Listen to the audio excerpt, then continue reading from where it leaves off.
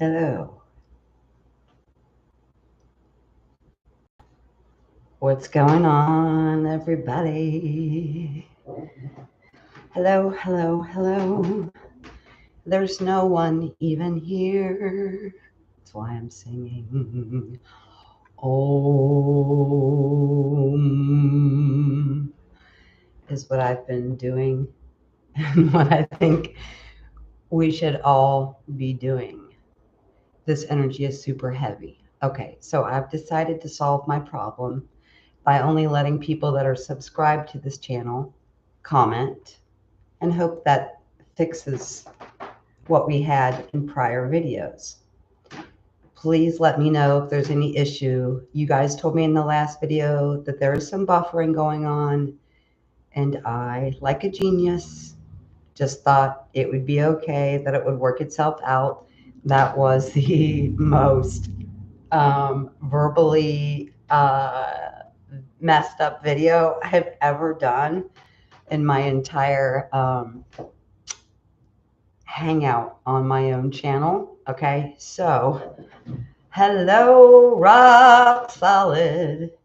So, if any of you have listened to Don and I's podcast, we've decided that we're doing a future broadcast in St. John's. I believe she said that is the Virgin Islands. Our first idea was Jamaica. Making me crazy. The energy is making me crazy without Jamaica. Okay, so I don't have anything pre-planned here. And I don't know if I'm going to redo the video that I did about the Akashic record a couple of days ago. The video was so bad that it actually had to be removed from my channel. It's inaudible. Okay. Hello and happy Friday night. Yes. St. John's, here we come. Two brunettes, no waiting, right? Maybe that Libra can keep the Scorpio in check around the water. I don't know. I'm a mermaid. Some of you know this about me. The energy is really strong. Looks like there's lots of people here, but Dawn is the only one vocalizing herself. So thank you for that, Dawn, and thank you for being here. Dawn did a most excellent show on, when was that? Tuesday. It was Tuesday, right? Jesus. Time and space does not exist in this apartment, I'm pretty sure. So you guys let me know if we're having any more issues. As you might be able to see, I've rearranged my office once again. So you have a view of my plant. I'm not used to going the opposite way. Yes. Tuesday's show about communication was stellar. Keep up the great work, Dawn. I'm telling you, we're doing a show in the Virgin Islands, me and Dawn. And we may just have drinks and talk about the water. I don't know. Or how handsome the scenery is. Or who gets hit on first. We'll see, right? I'm making jokes. The energy is extremely heavy. And though a lot of you have not reached out, the ones that have um, are having a very difficult time in physical reality. Thank you to all my orbs who are here and present and like to deliver little downloads of wisdom, whatever those may be. The energy is very heavy. My technology, knock on wood, has been almost non-existent for the last several days. I can't get into some of my apps. It tells me that I'm unverifiable, which I'm pretty sure we know that I am. Nevertheless, it's my phone, but I don't seem to have any control over it. Do we have control over our lives? Do we have control over ourselves? Are we going after our passion? Are we melding our energy? I was receiving a voicemail from a message from Dawn, and I found a fuchsia colored feather. It's somewhere in between the color of my shirt and the color of my sweater. Wow, that rhymed. That was not intentional. So this talks about melting, right? It was a violet colored feather. Unless you are in Jamaica, there are no birds dropping violet colored feathers. But violet, if you look on the color wheel, is the only purple that is truly half blue and half red. Okay, so run with that as you will. It's imperative that we be balanced. The energy is heavy, the outside world is chaotic. And though we appreciate and have been longing for and waiting for the dumping and the crumbling of the third dimension, it is not exactly happening in the way I thought, or that many of you thought it was going to happen. Okay, so we were looking forward to like banks shutting down and all these fabulous things happening that are the 3D chaotic meltdown, but it really seems to be having a different effect.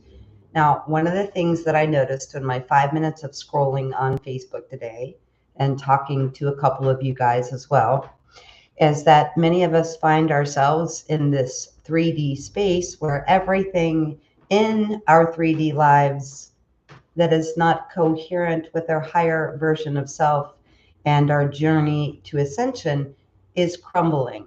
So many of us are dangling on a wire, not being able to pay our bills.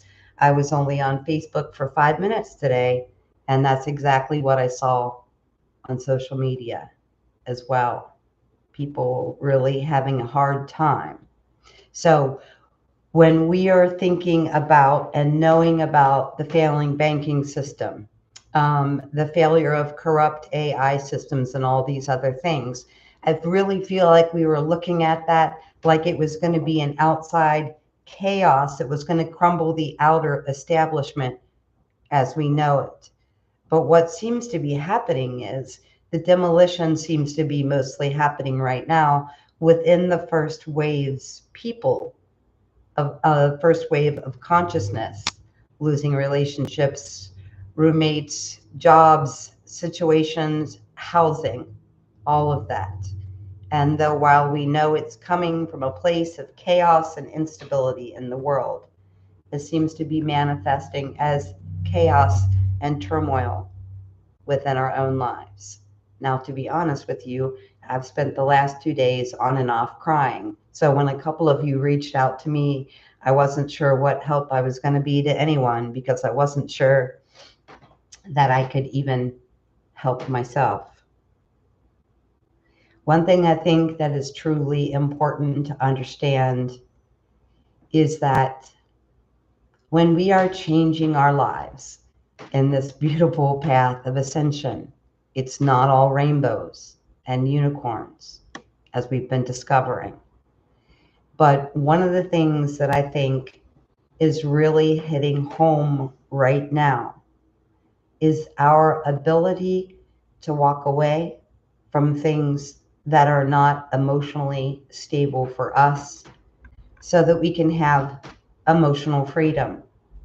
Now, of course, it's not fun when we lose our job, or some of us are in the midst of losing our housing and all these other things that are going down, the breakdown of relationships, everything, because that which we see, we wish to see in our externality crumble and fall to the wayside, seems to be happening within the people on the first wave.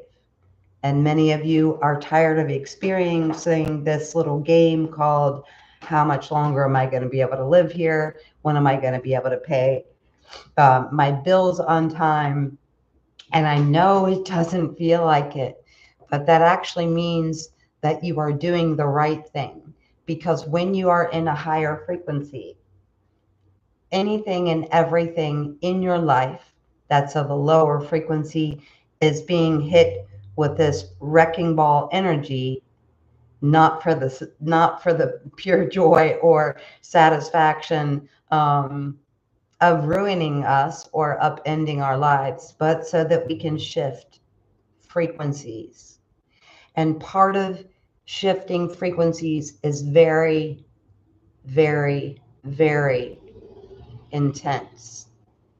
So the frequency that we are shifting from one thing to another is intensity, and it's all about this crescendo of intensity that is bringing us, pushing us, pulling us, magnetizing us to align.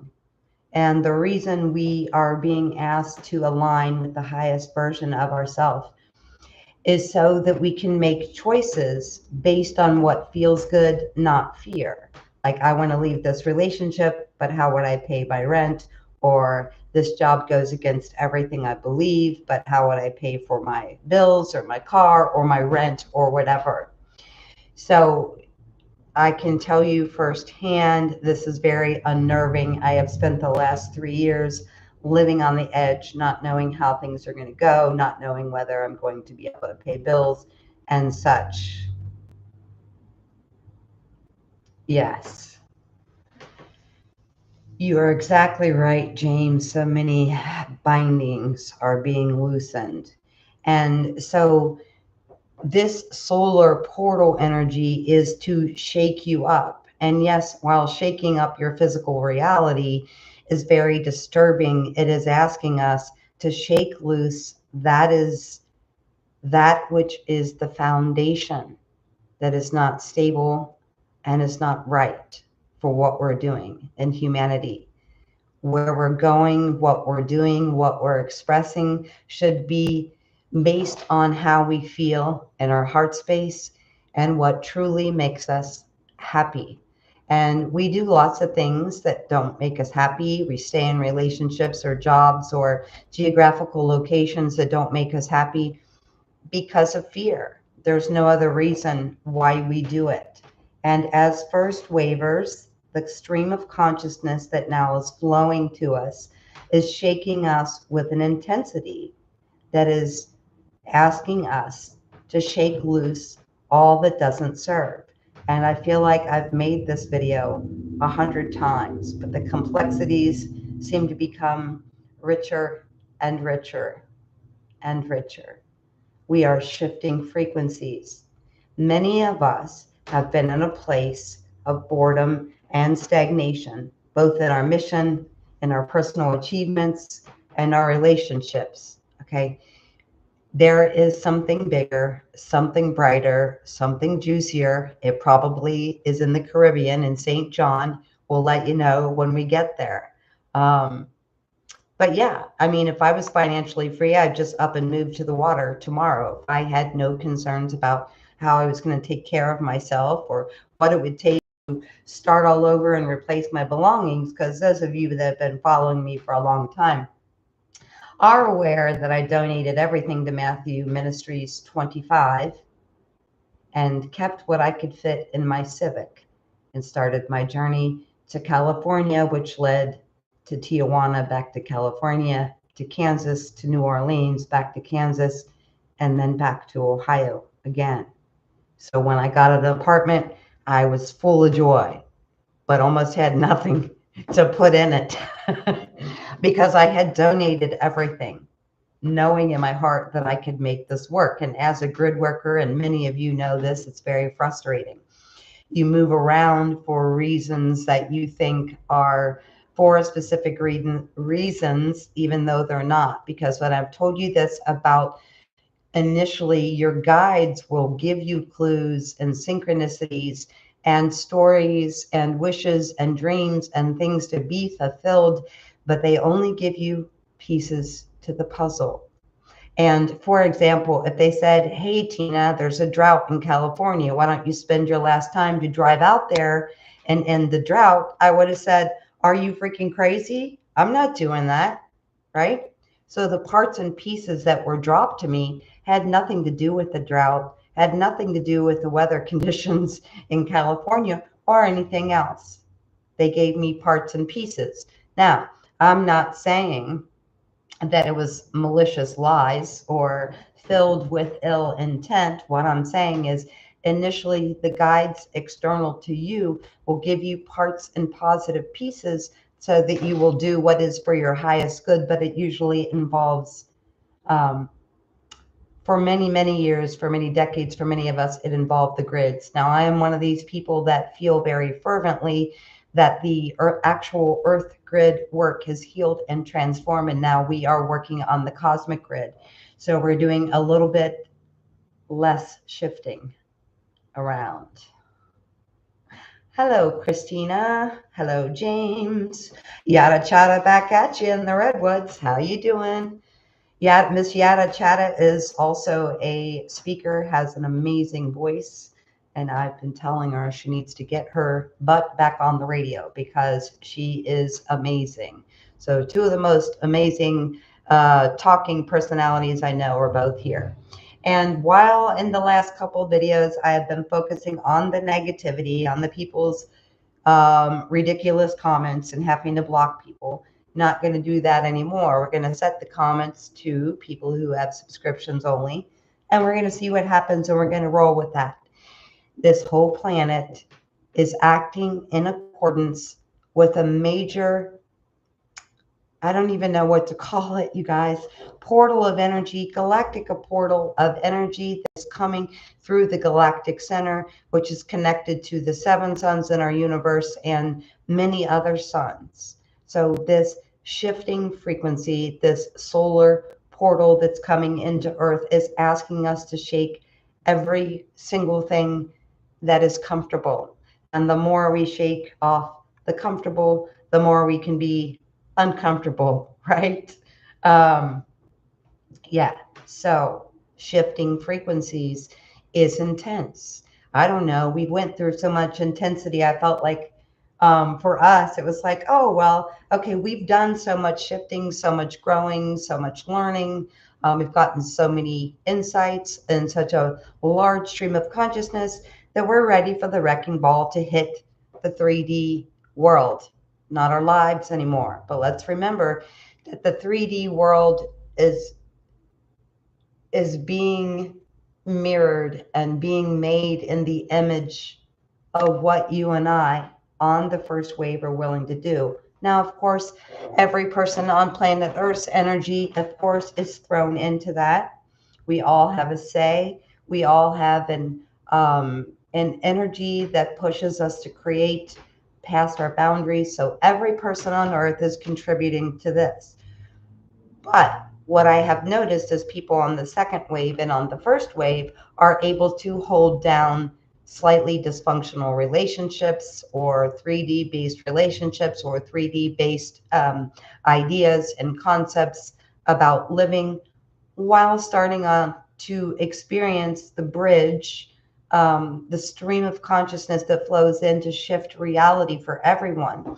And initially, when you hit that, you are able to stay in outdated relationships, outdated jobs, or outdated living situations. And I know that I've talked to many of you about this, and it does feel really unfair that there is a certain frequency, a vibration, a channel in which we must partake that's out of the comfort zone, like not knowing when you're going to pay rent or if you're going to have a car 2 months from now, if the love of your life is ever going to step forward. All of these things we're experiencing. And I know to many of us it seems unfair that other people on the awakening journey are able to stay in a relationship, a job, or a geographical location or family unification that is not for their highest good, and they're not being tossed about, and they are not being disconnected in this kind of super frequency that's shaking away everything in life that is comfortable. Okay. So the energy that I feel many people are in is that the consciousness, the stream of consciousness that has come in, that has given this spark, that has given us this joyous new journey, is not feeling that joyous right now. Okay. And many of us are bored because we have the new idea or the new concept or the new direction, but it doesn't seem to be producing anything in a way that's grounded or stable for us, especially in a financial way. Yes. So there's this boredom. Okay. Boredom is because there's this huge thing that we want to launch, but it feels for most of us like it's a relaunching because we've been a part of this frequency work time and time again in every incarnation. But just this launch that we're wanting to achieve, this relaunch of self, of highest version of self in service to humanity, doesn't seem at the moment to be producing a whole lot. The energy is very heavy. The frequencies are shifting so that we will do only that which is fire and passion and longing and desire to be in the place that makes the heart sing. And it's, this is something I've been avidly practicing for the last 3 years. But having said that, I just also told you a few minutes ago that I've been spending the last probably on and off 48 hours crying about the things that don't seem to be working or don't seem to be materializing. And it's not that I'm in a lack of gratitude every night before I go to bed. I say that I am grateful for the list of things that I am grateful for, and I am. But it's time that we anchor in this stability. And unfortunately for us, or at least it feels unfortunate in the root chakra or in the stability that we have on earth to make money, to take care of ourselves, to be in highly functional situations, it's like we're on our way there or we're crossing the bridge to there. But one side was really strong and really stable and really grounded, however you want to look at that. But the bridge to the other side, it's like we've gotten really far up into space, like out in the cosmos, pulling in and anchoring this. And it's like the bridge is getting thinner and thinner. And if you're terrified of heights like me, some days you're afraid to look down or look around and see what's actually going on for you. Okay. And I find that I'm actually even startling people. So a week or two ago, I saw this guy running and he had the coolest thing, and I'd never seen it before. It was like this kind of like almost like a purse strap, but then it had this big neon patch on it, which is perfect because the one thing about being super high frequency is a lot of people don't see you. And so I have to be super cautious every single day when I'm out there running or walking or leisurely strolling or skipping or dancing or whatever I'm doing outside to make sure that I'm not going to get hit by a car. But this guy and I were running. I was right behind him jogging for like 10 minutes. And we got to the crosswalk and I had pushed the crosswalk button to walk. And then he turned around and did it. Like I was right there and he didn't even see me. So I lightly tapped him on the shoulder because I wanted to know where he got this glow in the dark neon thing. I thought that this was so cool because, every day I wear a different amount of layers and I will jog until it gets right about 17, depending on the wind chill factor. So whether you have a tank top on or 10 layers, you could just put this little thing on that says, "Hey, everybody, can you see me?" So I tapped on him and he turned around and he went, and then he kept looking at me for 3 minutes while we were waiting for the crosswalk. He looked at me and he was like, "Oh my God, you almost gave me a heart attack. What the fuck? You scared the shit out of me." And I'm standing there and I just kept apologizing and apologizing and apologizing. But I'd been standing next to him for 2 minutes. I'd been running right there with him for 10 minutes, yet he didn't see me. And so what that tells me is when we are making our presence known or we're speaking up, we are startling people, we are shaking things up. And we are shaking things up so that our shift in frequency can be felt by others also who signed up for the shift in frequency. This is right now our greatest lesson in walking towards the sun, towards the brightness, towards the joy, towards what feels like home, so that we can have emotional freedom. And I feel like anything that's holding us back from producing what would be a stable, grounded existence in the 3D, it really is because there's chaos and things are shifting and things are changing.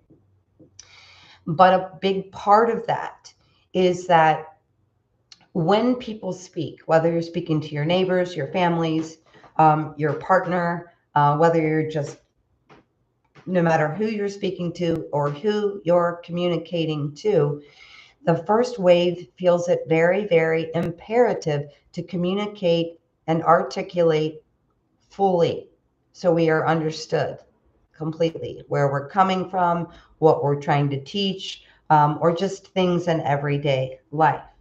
Emotional freedom, emotional vulnerability, expression, and flow. Because if we cannot walk away, I know better than to look at these comments. If we cannot look away and walk towards the beauty of what home looks like, what home feels like. When we were kids, we knew exactly what kind of people were awesome, what kind of people gave us joy, right? And then we got older and we listened to other people's ideas about money and financial stability and education and what you look for in a partner and what you should look for in a job and all this corrupted 3D bullshit programming. So then, when we start the awakening, we have to just keep pushing and pushing and pushing ourselves, the highest version of ourselves, to come out the other end of that and ditch all social programming. Now, some of us have more social programming than others, right? I didn't go to college. I don't have an indoctrinated education. I was never married, so I didn't buy into that either. So there were a lot of things that I didn't have to undo because I suppose I didn't believe in the doing of those things to begin with. But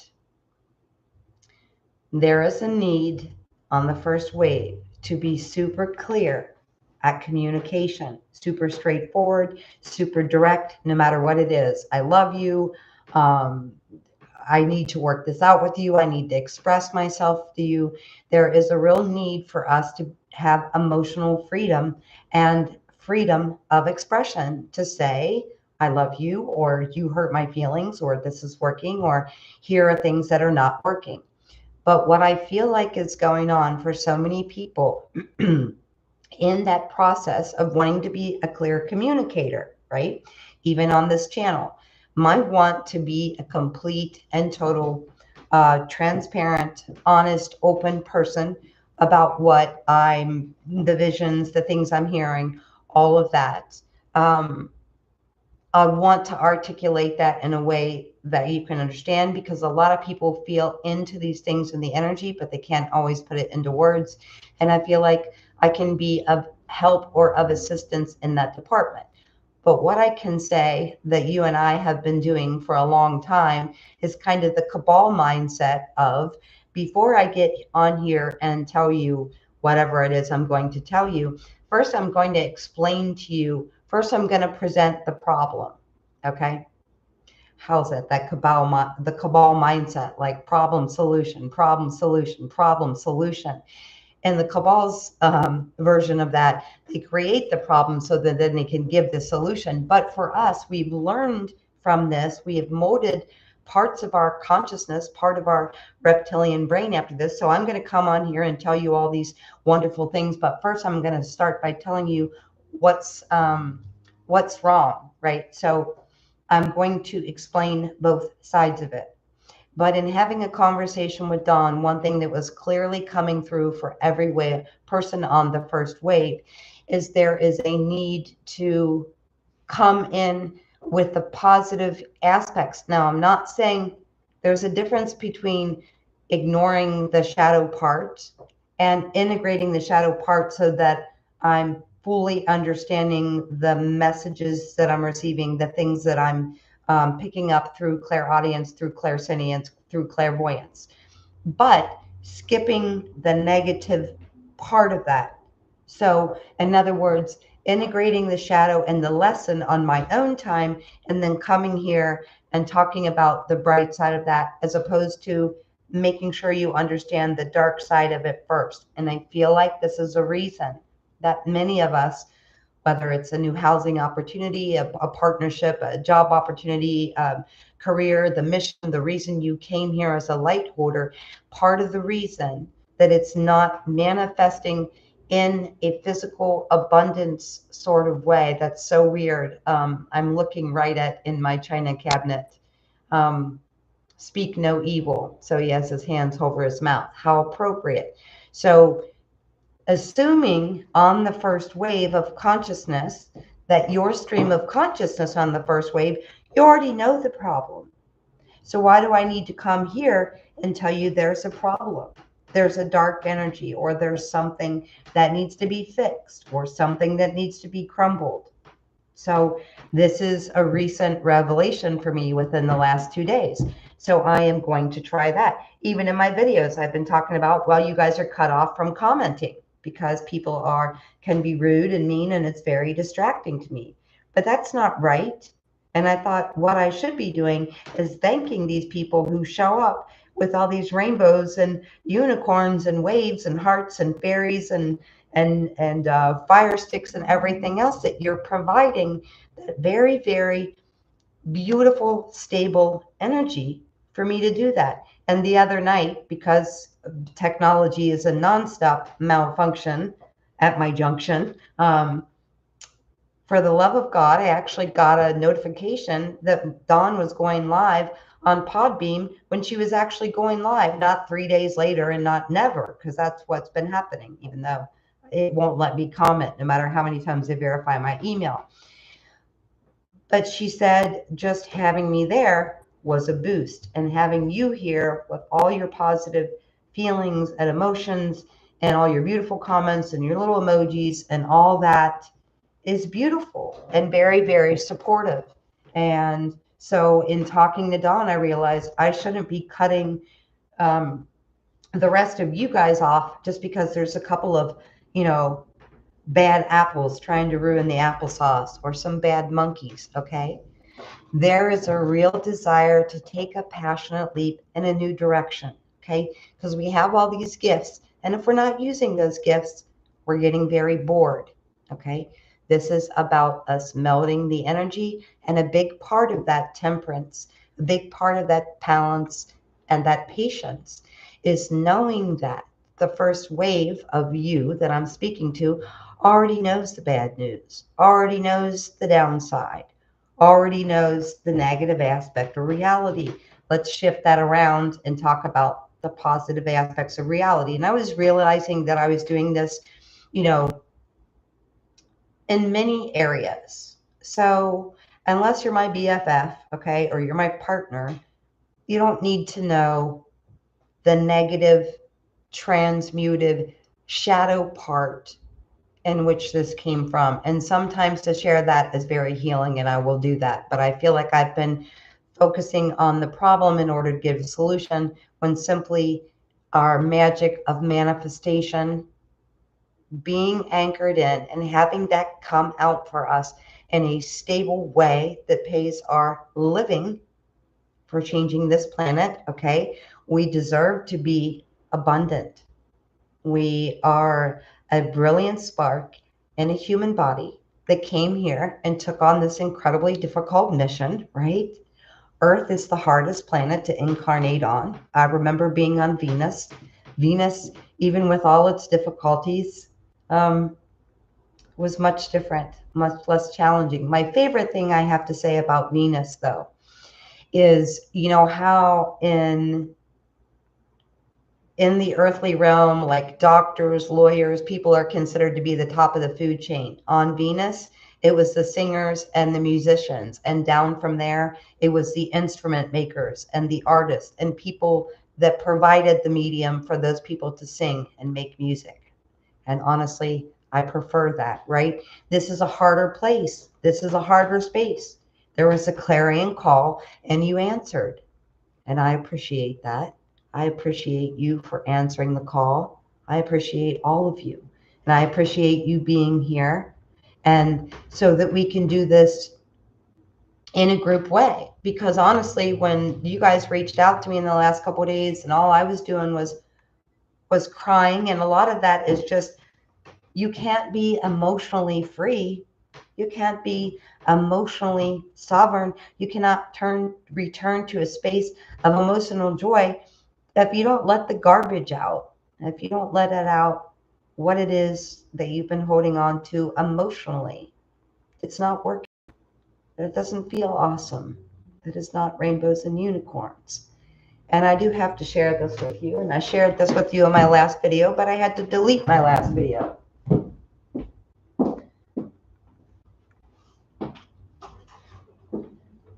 So in the last video, I was telling you guys about my own personal tirade about seeing unicorns. For so long I didn't believe that they really existed, but I do really believe that they exist. And that's where so I went from saying, you know, in this aspect of the visionary aspect of all that is, the unicorn represents to me a once in a lifetime chance at love.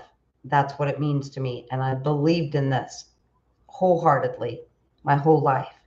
And then I started to fall off the cliff of that belief that there were no unicorns. And so in that last video, I went from saying, you know what, I'd almost given up on it because I've seen it for so long and felt it for so long, and it never showed up.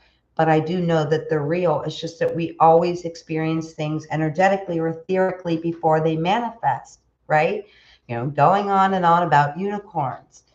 And then those of you who have had personal readings with me know that the majority of those readings come with a written transcript, unless you choose to do the, you know, last minute on the spot, ask as many questions for an hour as you want kind of thing. These videos have chicken scratch of a little bit of a transcript or ideas, and all of your readings have transcripts. I was completely out of paper. So I went to Family Dollar to buy a notebook, and they had 50 notebooks, but they only had one to choose from. They had no plain, cheap notebook, okay? This was it. This was the only choice. The only choice was to believe that you've been seeing it and feeling it and hearing it, smelling it, and in your mind, dreaming about it or touching it, whatever. But this was the only choice I had when I went to buy a notebook, okay? Very interesting. So I know that we feel disheartened. I know that we feel bored because there is a spark. There is a mission. There is all these amazing things that we signed up for, that we came here to do. But a lot of the relationships and jobs and housing situations are not connected to emotional stability or emotional freedom or emotional vulnerability or emotional expression or emotional flow. And so while I know we're all very excited and want to see the demise of the 3D holographic bullshit, unfortunately, that means, like Michael Jackson and so many others said, when you want change, look in the mirror. You have to start there. And that's what's going on. And that's why, even though this energy is amazing, and I'm not saying it always feels like shit and that, you know, I sit around and cry all the time, because I don't, but there's a real outpouring of letting go of these things. This transformation, this synchronicity that's dropping in is giving you an impulse into the direction that is rich. And when you do what you love, you generate more money than going after money itself. But it's not only doing what you love, you also have to wholeheartedly believe in it and do it without fear. And for some of us, just like the 3D relationship thing doesn't work for the first wave, even though it works for the second and third wave. And I know that can be frustrating for some of you, right? And actually had many, many readings where it was very frustrating for the person on the first wave, that the person on the second wave didn't understand anything they were going through, but they're never going to understand if they didn't sign up for that. There are so many people that were so resistant to change, like, no, this is my stability. This is, you know, this is how I get along in the world. And it's not, and I'm not saying that, you know, that there wasn't love for a person, there wasn't friendship, but I'm saying it wasn't a compatibility based on openness, vulnerability. I see you at a soul level, who you really are, and you see me. And that's what I love about you. And that's what you love about me. And it has to be that way. And like I said, I know it can feel unfair when other people, even in this like spiritual community, can be making money and, selling books and podcasts and everything, even though they're not completely living in alignment of what they're making money from. They are on a second wave frequency of awakening. So that disturbing part where every single thing that is not in alignment hasn't gotten the wrecking ball for them yet. Okay, this is something that's going to happen to everyone. The stream of consciousness that's flowing in to you and I, that is bringing these, synchronicities straight out of the Akashic record. Everything in the Akashic record is based on images and numbers and geometry. Okay, everything that ever was, ever is, ever will be created is in there. When you start knowingly tapping into that, that's when you really start picking up things in a synchronistic way. For many of us, there are parts and pieces that are subconscious to this. Parts and pieces of the transformation are subconscious. Okay, so dreamscape, your dreams, things may be coming to you through in your dreams, hidden things coming out in your dreams. The last video that I had to delete was all about the Akashic record, and I may remake that video. I don't know that I want to get into that now because I might start being like David Wilcock and end up with a 3-hour video. The last time I complained about him, my current video was longer than his. So that's what I get for being mouthy, I suppose, right? But this dreamscape and this transformation is not all known to us. And I know that we want answers. And for me, I know that everything is always working out for the highest version. And it really, really is. And it always does. But that whole everything falling together at the last possible second is enough to really be hard on the nervous system, right? Like, am I going to do this month? Am I going to pay rent this month? Is everything going to work out? Okay. We need to be very focused on the sacred center that we are building within so that we can share that externally with the world. And I want to say, unfortunately, that does mean that's not working. We have all these emotions, all these situations. Let's use the comparison of a ship. If a ship is in a storm and you've got 2 feet of water on the deck, you can't go out there and be stable walking through 2 feet of water, right? You got to remove that water from the deck of the ship. You have to get rid of that emotional turmoil. We have to be moving into people, places, things, situations. For Don and I, that's St. John, okay, and the Virgin Islands. We're going to do a show from there. I'm telling you that right now. We have to get the water off the deck of the ship. We cannot stand knee deep in this emotional stuff that's coming from the collective, that's coming from us. This fear of leaving things behind or the fear of being left behind. The shifting frequency is very, very intense. But the point of that is to push us in a new direction that's uncomfortable. And like I said, if I didn't have a 3D care on the world, I would just get a passport, take 2 suitcases of summer clothes only, and go move to the Caribbean somewhere or move to a lake and never come back. Okay. I would still make videos. But I think you get the point. But I don't have that. I'm not completely and totally able to. It's a process of letting go. But until we step out of emotional situations that are not sunny, that are not clear, that are not bright, that don't feel like home, we won't find home. While we're stuck in a job or a situation or relationship that doesn't feel like home, nothing else is going to feel like home. And, I remember doing a reading for someone. I don't know if she still watches these videos or not. And she just didn't order any certain kind of reading, just wanted an intuitive reading. And I'm like, oh my gosh, this is about a relationship. It's another breakup thing. I'm really tired of doing the card. Right. I mean, this was a pattern for a very long time, right? Not so much right now, but for a while, it's very intense.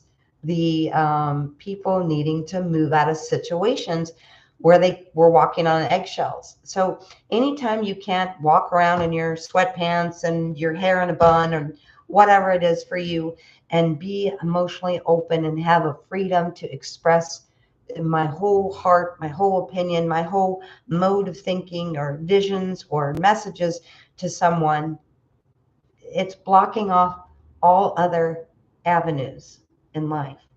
We really have to be focused, inner focused on building a guardianship, okay? And that is following the impulse of what feels good. And the only way I say that we even get there is by remembering what it felt like to be a child when you knew. I'm best friends with this person because, she likes to play in the water and, catch frogs or whatever it is. And so relationships, whether those are working dynamics or the place that you're living and how you surround and commune with nature in your own area, or how you compose yourself in a relationship, right? So all of these things should not be hard work, okay? There is work in these things, but it shouldn't be hard work. It should be joyous, endless communion with nature, with your yard, with your neighborhood, with the people living in your house. And if it's not that way, it makes it very difficult to experience what we are currently experiencing. Right? If we are stuck in our own mind about creation, the mind does not create things. Okay? How am I going to do this? How am I going to pay the bills? How am I going to get a car? How am I going to take care of myself the way I need to? But we're using our brain to think about it. It's like we're creating our own self-imposed prison.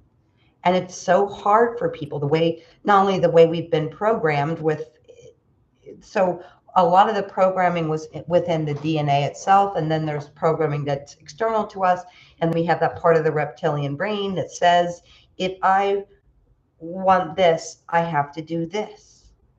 But really, it's love and contentment and peace and joy. That is the energy of creation. But we have to be able to stop worrying about it. And I know firsthand that it's not easy to stop worrying about certain things. And so I'll make a suggestion and dive into a little bit about what I was talking about in the last reading. The last video that I did that I had to delete because it was inaudible was about the Akashic record. So that's the living library of information, inventions, all of it for this planet. Okay. And so when you start connecting with that, and you start seeing these double and triple numbers constantly, and you will see that number until you realize exactly what that message is. And a lot of people will just go and look up, okay, what does 333 mean on the internet? But that's only half of it. The reason you're seeing 333 is because of what you're right now going through, what you were just now thinking. So let's say I'm thinking something and then I see 333. 333 is the answer to the thought that I was just having.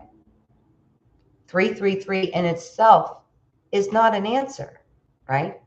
That synchronicity is showing up at that exact moment to give you confirmation or further explanation or some kind of more collaborative stream of consciousness about what is going on.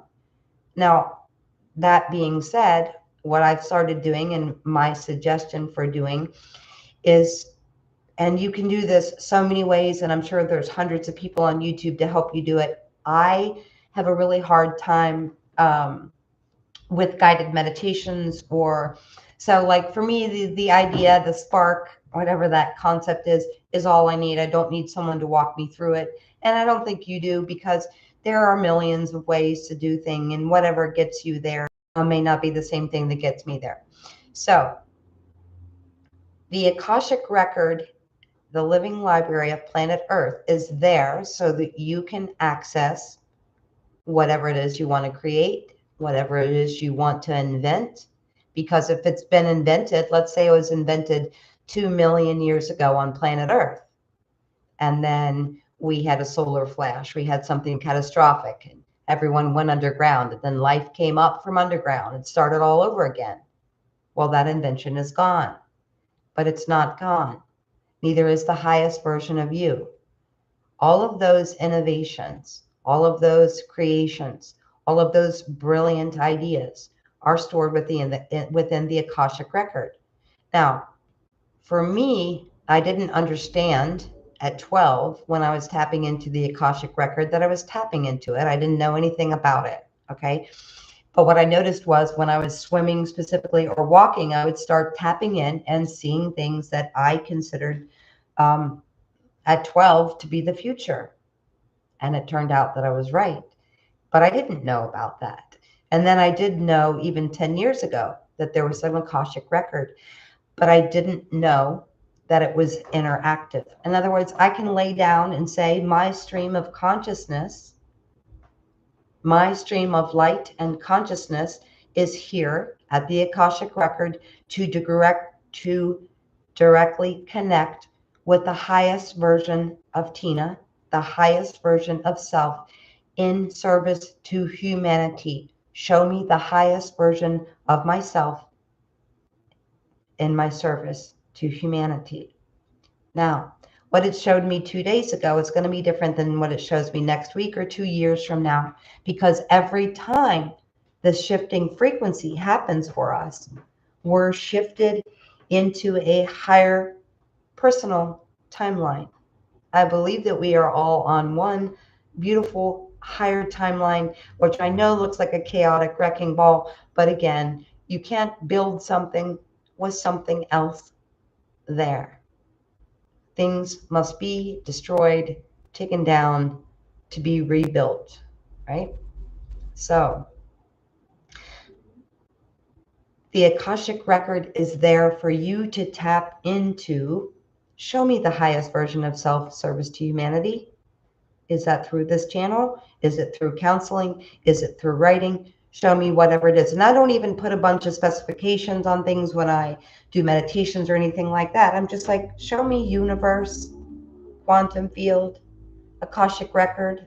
Show me the highest version and my part in the highest of self that is of service to humanity. Now, in saying that, you're only going to be able to access what your current frequency is. And that's why I say why access 2 days ago may be different from 2 weeks from now or 2 years from now. Because as the frequency rises, we become a higher and higher, more clear, more stable, more grounded, more abundant, more magician-like manifester. Okay? But we want to do this one step at a time. And this is something that's been coming to me a lot. So I was out the other day in a flower shop. I had to pick up something because I was working on a casket spray. And I had to stop and take a picture. And it was Martin Luther King. And I hope I don't slaughter and misquote this too bad. But it said, you don't need to see the entire staircase to make a choice. You just have to take the first step. And I know that that's hard because the first wave on this stream of consciousness is getting these sparks and ideas which seem fantastical or delusional. But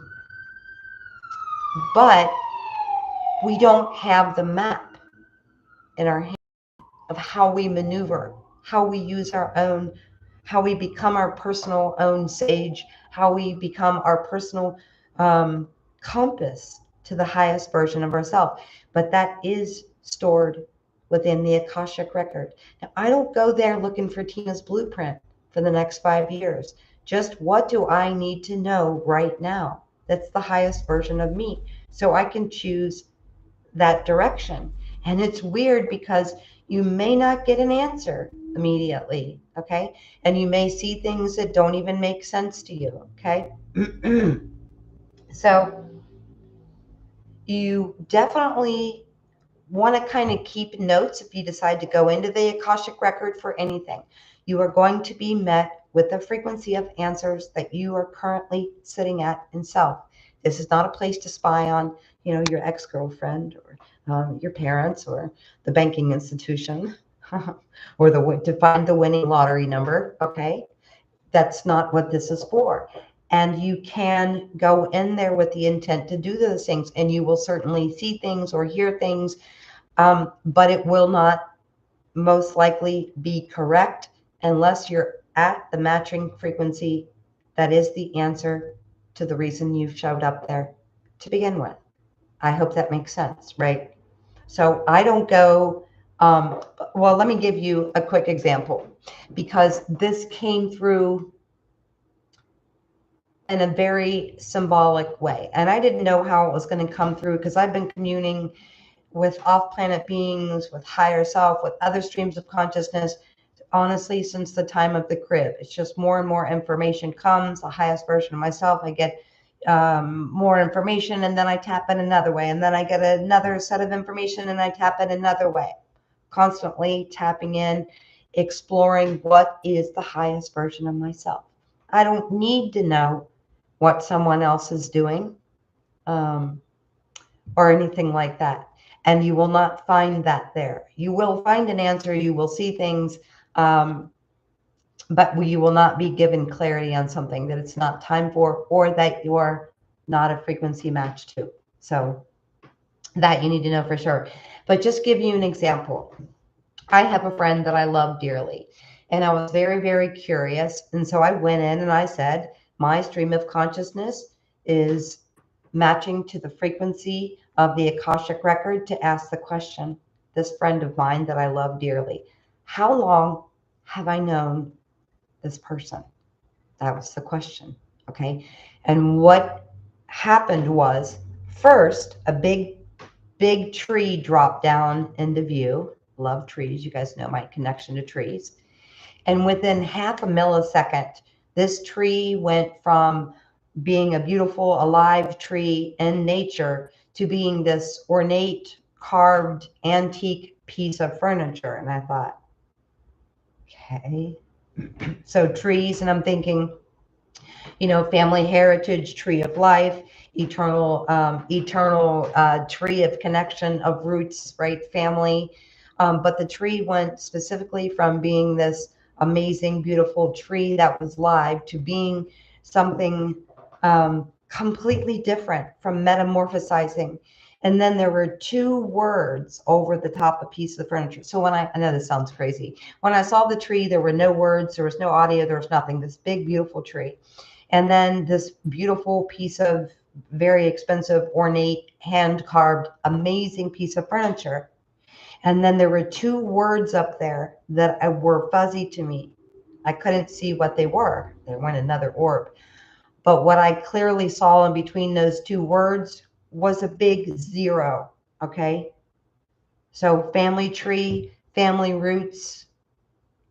Since 0 point, have I ever not known this person? So the answer to me, you went from the tree, the inception, the family, the connectedness, the roots, to something that was made into something completely different. But it started at 0. Does that mean we came in at the exact same time? Does that mean we're part of the same person? I mean, there's all these other things, but what is cool about the Akashic record, unless I'm going into the Akashic record, let's say I'm in the 1800s and I have this need or want to share beautiful images and I'm trying to create the camera, then yes, the pictures will be given for the camera, right? How to make that. That's why we had 4 people invent the camera at the exact same time, and the patent office had to decide who is the person that gets the patent, whose name is going on photography. So when it comes to personal things, it may not be clear to you. It may be completely symbolic. What I got out of this was ancestral tree of life, family tree of life, from 0 point, from the time we both chose to came here, from the time of our inception. I don't fully know, but I'm just using that as an example to tell you how things came through to me when tapping into the Akashic record. It's not like having coffee with Dawn and Dawn saying, "Oh yeah, I think we met in, 3rd grade in Oklahoma," right? It's not that kind of attunement to information, or at least that hasn't been my experience. But I have been talking with other streams of consciousness, and I've known about the Akashic record for a long time. But what I didn't know was, so I knew it was a living library, but for some reason the light bulb never went off. That if it's a living library, that means it's interactive. That means I can go to it, right? And I've been going and seeking answers, that's what we've all been doing. But things really started to amp up when I started going into the Akashic record. And I think it was about maybe, I don't know, 5 days ago. But you will receive from the Akashic record what you are a vibrational match to. Now, because the Akashic record is not just the hall of knowledge or the living library of planet Earth, it's a living, breathing, conscious, interactive field, okay, of knowledge.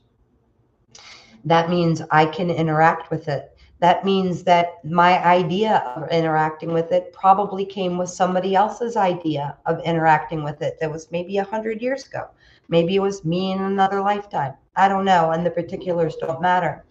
What I'm saying is, once I started to intentionally interact with the living information, the living, breathing, interactive information, the information was coming a lot faster and a lot clearer. But I'm guessing that sparked that connection between the Akashic and I, finally knowing what this field is and how I can use it and how I can work with it, came because somebody else did it before me. Or maybe 100 people or 1,000,000 people did it before me. Maybe I did it in another lifetime and I'm just now realizing that. So what I'm saying is, if I go into the Akashic record and start looking, digging for the highest version of myself in assistance to humanity, that's going to lend an energy of consciousness to the stream of consciousness within the Akashic field that is interactive. So what does that mean? That means the people that I'm connected to are going to start going to the Akashic record and looking for my information. I'm not telling you to do this. I'm not in any way. What I'm saying is, anytime our consciousness breaks something down or goes within and figures something out or transmutes the shadow to the light, comes out the other end, and I say, wow, I finally have an answer for myself, and I'm going to come here and I'm going to share the process. Part of this process for me has been the last week of understanding, and that deep, deep knowing, I think, that comes from another lifetime, that this is an interactive consciousness field. And even though I'm not telling you to do it, I think that many of you are already doing it, and many of you will be pulled to start doing it, or maybe have started doing it recently. Now, the thing that's so fascinating about this is when I saw that there are people connecting, that probably I connected to the collective consciousness on the first wave, realized the Akashic record was interactive, and then I go in, and then other people go in, and more people go in. Again, it's not something that I'm telling you to do, that you need to do, that you have to do. The reason what I'm crescendoing up to here is that the more of us that jump in and become interactive, we pull a new stream of consciousness, that in which we are already connected to on a vibrational level, that is making the Akashic record become more conscious. So We are revolutionarily expanding the field of the Akashic record by deciding to go there and play in that. Now, you can ask whatever kind of questions you see fit to answer, but two things. One, you're going to retrieve what your consciousness is a match for.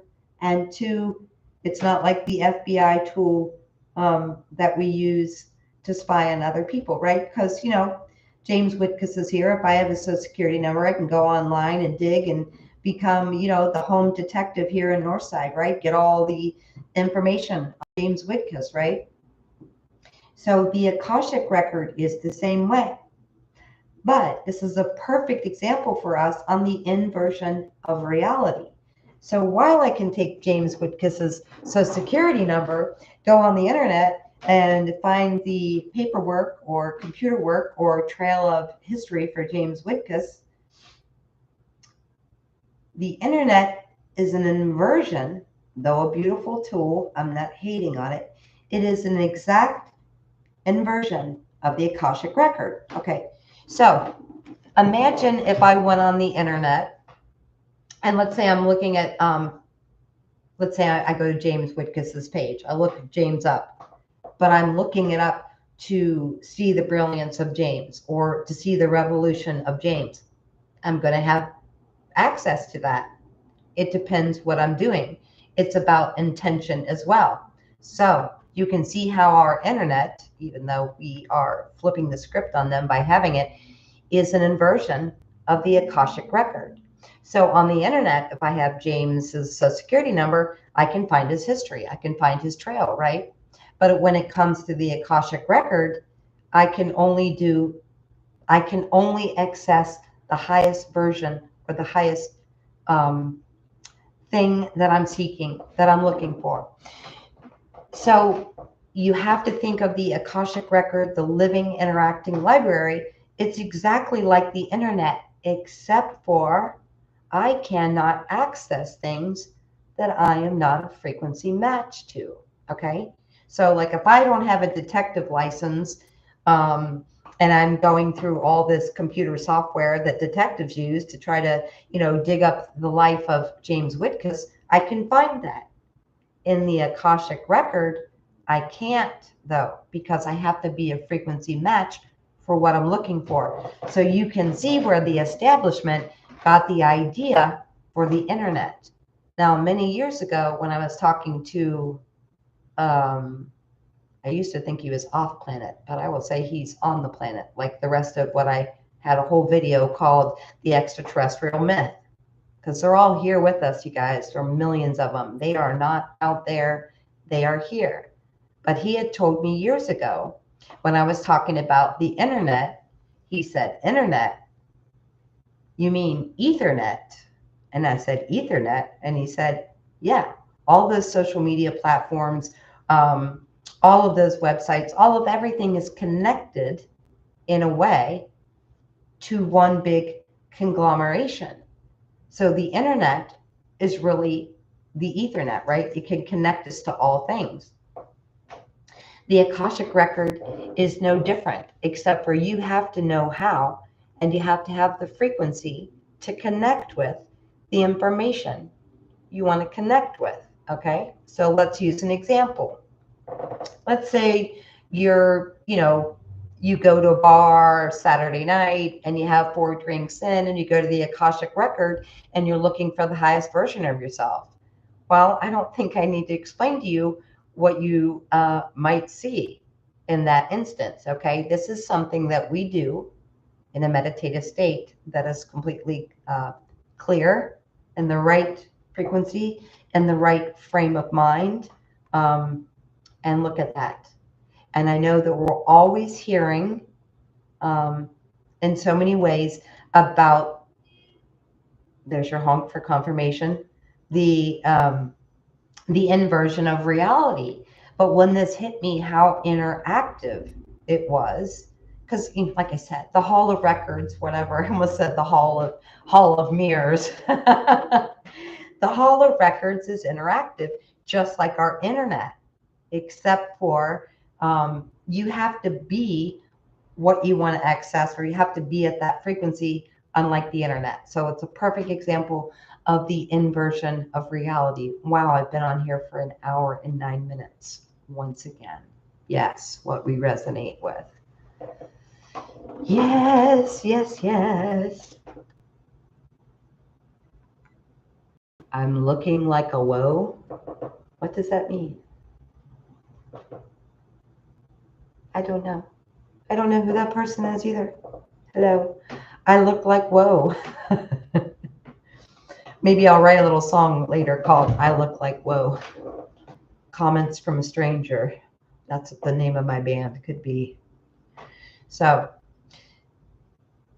I understand that there's a giant feeling of chaos. It's so weird that I don't see the orb behind me when I turn around, but I always forget that this is backwards. Over here, I see an orb right down here in the area of the curtain, but when I turn around, oh, it just went right up there. When I turn around, I don't see it. So interesting. And I've been inviting them in to join the videos because they always seem like they have something to say, right? It's very fascinating and extremely exciting to me that while this energy is very chaotic, right? And there's a lot of instability as far as our 3D lives, that is so that we will emotionally free ourselves and be open and be vulnerable. And as we're open, as we're vulnerable, and as we're trusting, yes, I'm still going to have a place to live next week.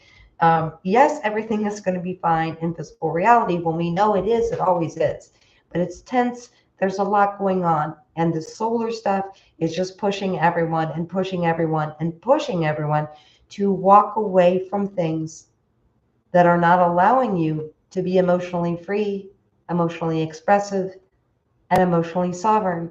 But the extremely fascinating part about that, wow, there's so many orbs in here. Can you guys see those? Anyway, the fascinating part to me is the interaction between consciousness of humanity and the Akashic record. So even though it's chaotic and scary and a lot ungrounding and recently tearful, okay, the expandedness that we get from going with the flow, from choosing to be in things that are people, places, and things that are emotionally free and emotionally sovereign. We are shifting the frequency of everything in our life, which is shifting and making the interactiveness with the conscious field of the Akashic more alive, is the only way I can say it. Okay? This is officially the longest video I've ever made. Breaking up for you? Do you mean you're breaking up with someone, or do you mean my connection's breaking up? I really hope not, because I had to delete the whole last video that I made. So I hope I have seen comments the whole time that we're here, that we're still doing good. Thank you guys so much for being here. If you are looking for tarot or intuitive readings or anything like that, reach out to me. Okay. I know that when I'm crying and can't connect to emotional stability myself, that it's hard to talk to people. But in the last couple of days, I have talked to people, even though I didn't feel like I was capable of talking or helping or doing anything.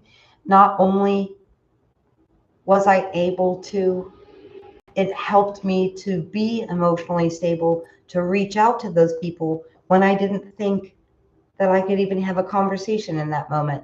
So we're lending each other our stability and our expanded consciousness. And I know it seems very mainstream for that second wave to be living this total 3D life. Like I said, books, blogs, doing it, everything, making it work, even when it's not completely in alignment. Everyone has their turn at this, okay? And I know it's really difficult right now, okay?